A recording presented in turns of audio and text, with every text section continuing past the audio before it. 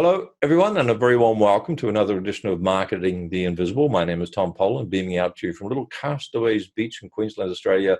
Joined today by someone who's just down the road, Lisa Bourke. A very warm welcome. Where are you hanging out? I'm just in Brisbane, so about an hour and a half or 2 hours down the road from you, Tom. That's sunny Queensland. That's very cozy because normally we're speaking to people on the other side of the world. So great to have a fellow Australian here. For those of you who don't know Lisa, I invited her onto the podcast show, and I do get requests from folk to come on the show and all the rest of it. But I reached out to Lisa because I stumbled across her content and I thought the quality was so high and such thought was put into it that I responded like a lot of her prospects respond to become clients because it was so freaking well done. So that's why we're here, because Lisa has a terrific high quality product that works in terms of, like bees being attracted to a honeypot. So she is the founder, appropriately enough, therefore, of Content Hive, as in beehive, where she helps brands build engagement, authority, media exposure, and leads through effective content creation. Very cool. So our subject today is how to explode your brand using content marketing, and Lisa's going to show us how to do that in just 7 minutes. Lisa, our time starts now. Question number one is, who is your ideal client, please? So we love working with brands that provide products and services that their customers love. So we want companies that have raving fans, and they also understand that being active online is really important today. Perfect. Thank you. Very succinct, as you would expect from a professional marketer. 6.5 minutes left. Question number two is, what's the problem you solve for those folk?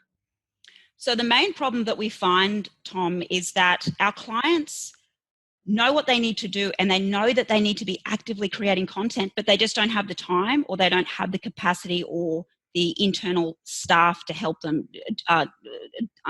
achieve that. So we really like to take that off their plate and make their lives as easy as possible by creating content like blogs, social media graphics, videos to help them build authority and engagement. Right. And do you also find that one of the big obstacles they face is just how to write the content? Because it's like, I know I need to do content, but what do I say? Is that also an issue?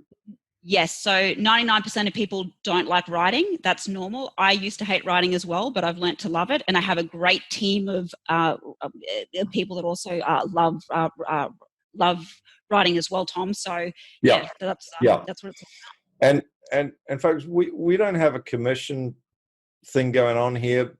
I'm proceeding my next comment with that because I just wanted to reinforce that the content that Lisa is producing is precision. It's produced with a care and a level of focus that is it's rare to see. So I just wanted to say that this is just not kind of like some interview where I'm promoting someone because I'm getting paid or something. I'm not doing that. It's because this stuff is world class. Okay, so let's move on to question number three, and we've got 5 minutes left. When they're actively out there in the market, they understand the need for content marketing to be putting great quality content out there, but they're not getting noticed. So what are some of the symptoms that they're feeling, that their business is experiencing, that would have them go, yeah, that's us, I need to talk to Lisa? So the point when people pick up the phone and give us a call is when they're feeling overwhelmed. So they're trying different things and they're testing this and they're testing that, and they feel like nothing's working. That's when we hear from people. Right. So there's a lot of activity, but not really getting the response. So that leads nicely to question number four, because those folks are going to be the proactive in the marketplace. They understand the importance of brand and content, etc. And they're trying stuff, but nothing's really working. So they're going to try things that aren't actually going to work before they find your solution. So question number four, with 4 minutes left appropriately, is what are some of the common mistakes people make around content marketing that they need to avoid? Okay, so number one is when they're creating content, they're not taking the time to understand the actual questions or pain points that their customers are looking to solve. And I'm talking about, what are people actually typing into their search engine, and how can you provide an answer or a solution to that? So that's number one. Right. Number two is when they're creating the content, they're not thinking, how can I add value first? They're thinking, what's in it for me? And they think it has to be salesy or pitchy. You should always create content from a place of adding value without expecting anything in return. And the third and final thing is that they're using the wrong platforms. I see it every single day where I've got clients or people that come to me and they're on the wrong social media platforms and they're spending all of this time. And if they just took half of that time and found the right platform, they would actually see the results. So, sorry, you go, Tom. No, you go. You're on a roll. Yeah, so we're a B2B company. So we're very active on LinkedIn, and it's working wonders for us. And I picked up 3 leads in the last week from LinkedIn. Fantastic. So that's where we're hanging out. We're not hanging out on Facebook.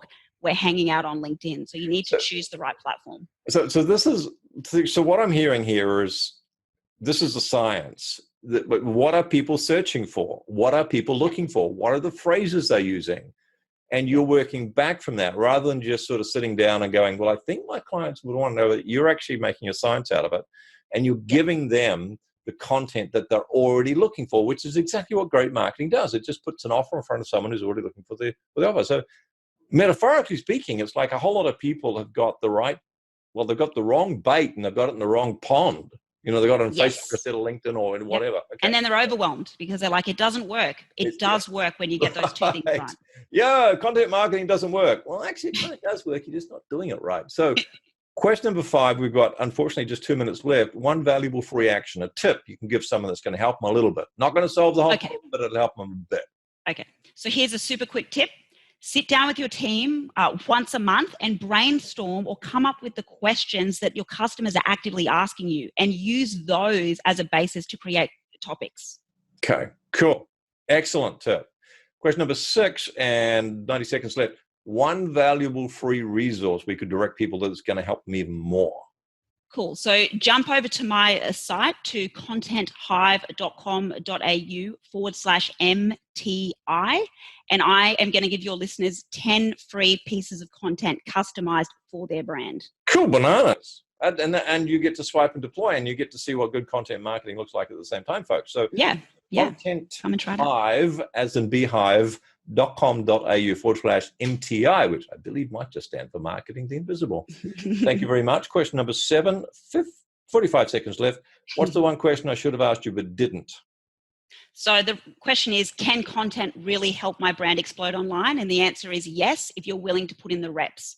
We have clients who are now featured on national news because they are seen as an expert through their content. So content does work if you do it right. Right. And folks, you know, one of the secrets of success is that you don't actually have to be very smart. You only have to be smart to know how dumb you are.